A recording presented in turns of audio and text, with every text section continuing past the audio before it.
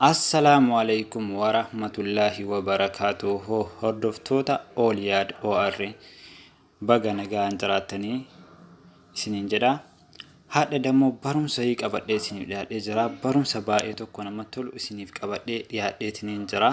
Saniin dura YouTube keessa seentanii bifa kanaan seentu.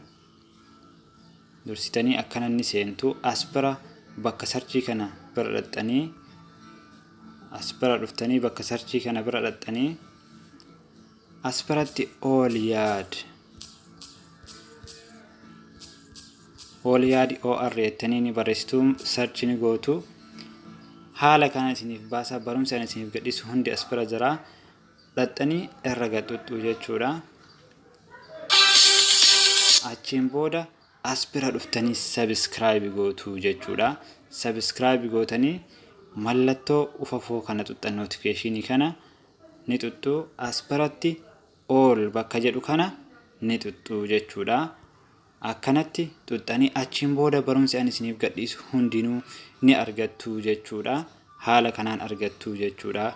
Kan biraa dammoo barumsa isiniif gadhiisu hunda application isaa argachuu barbaadan asbira dhuftanii jechuudha. Bakka kana jechuudha. Achi bira dhuftanii ni xuxxu. Haala kanaan isiniif baasaa jechuudha. Asbira dhuftan kunoo asbira argattanii jechuudha. Aappii argachuuf as tuqaa bakka kana xuxxanii gara aappii isin ergaa. Achiin booda qarshiidhaan kabitame install godhachuu bichaadha jechuudha. Isin kanaafi gara barumsaa seenaa nagara naaf turaa subscribe gochuu hin dagatinaa.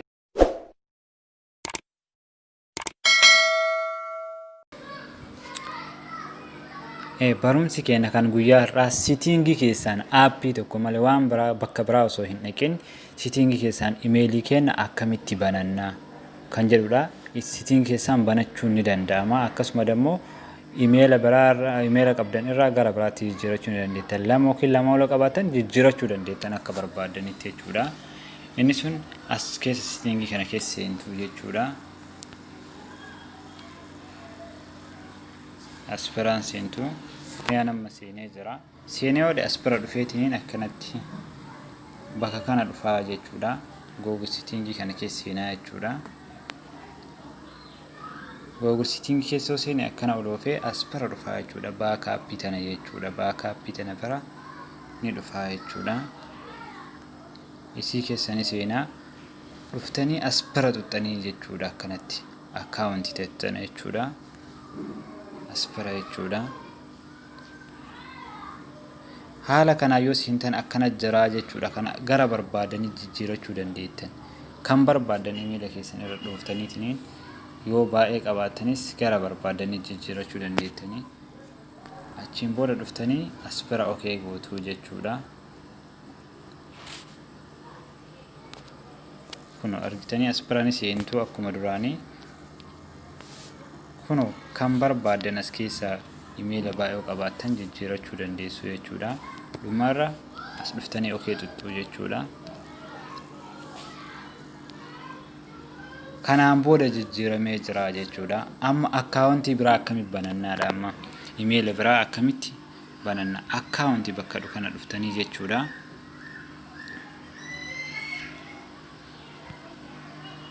Bakka kana dhuftanii jechuudha. Ammallee akkuma reefii jechuudha. Ni seentu gad dhuftanii maal gootu asbira xuxxanii jechuudha. Kuna erga seentaniitiin hin jettanii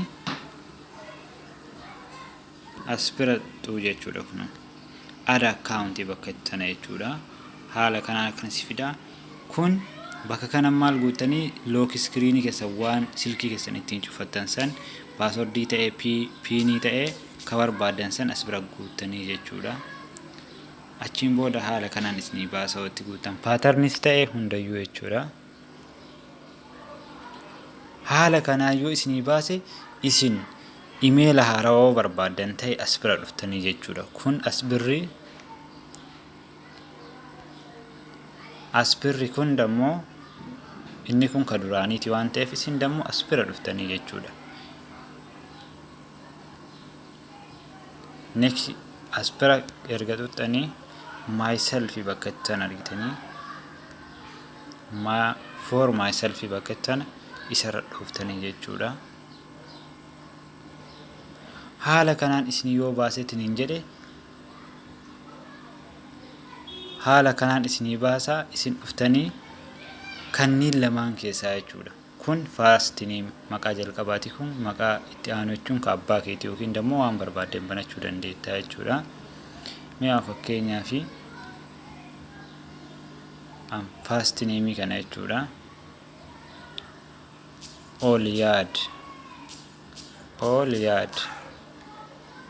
Ooliyaad jedhee as biratti mee OR jedheetiin naa barreessu jechuudha. Kunoo lamaanuu agaraa jirtanii. Achi booda maal gootu bakka kana dhuftanii tuttanii jechuudha. Next bakkatu gara dhumaarra ka jirtu sana jechuudha. Next dhumaa kana ni tuttuu jechuudha. Achiin booda aspira maqaa guyyaa dhaloota keessanii ji'atti dhalattanii fi baratti dhalattanii fi wannaa keessan jechuudha. Aspiraan guyyaa kana mee 5 jedhee haa guutu. Aspira dhufee manzii kana gaaf kam akka dhalatti kadhu kana dammoo waan barbaadan jettanii Apriiloo barbaadan waan barbaadan jettanii guutuu dandeettu jechuudha. Yookaan wallaaltanii jechuudha. Achi aspira dhuftanii baratti dhalattan guuttanii jechuudha. Mee akkana 1990 jenne. Aspira dammoo kun saala keessanii murtaa'aa jechuudha. Dhiiraa fi shamara adda baasa aspiratti. Shamara yoo taatan female jettanii guuttan jechuudha. Dhiira yoo taatan dammoo male. Amma meelii kanaan guutaa jechuudha. Dhumarra maal godhaa? Next godhaa jechuudha. Next godhee jira. Aspiratti ofumaa isinii fidee jechuudha maqaa barreesseetiniin. Yoo kan hin barbaanne taate kana lamaan isin maqaa keessan ofii keessanii aspira barreeffachuu dandeettu jechuudha. Kunoo bakka kanatti barreeffachuu dandeettu. Mee anamma kanaa filadhu ka gubbaa irraa san next tuttanii jechuu ammas. Erga next tuttanii aspira paaswordii galchituu jechuudha gubbaa irratti.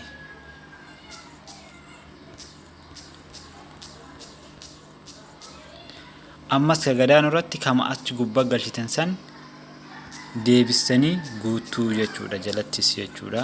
Wal fakkaachuu qaba. Kunniin lamaan wal fakkaatuu qaba.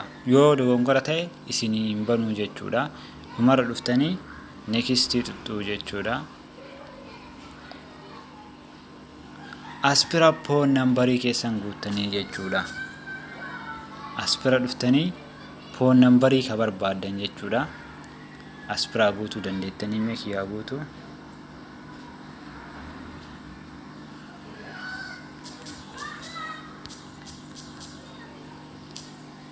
Achiin booda ni tuttuu jechuudha.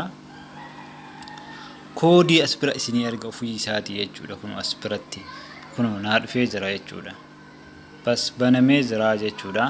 An kana waan itti fayyadamuun barbaanneef ni egaa. Haala kanaan banamee next kana tuttanii jechuudha. Next erga tuttanii kaatanii aspira dhuftanii jechuudha.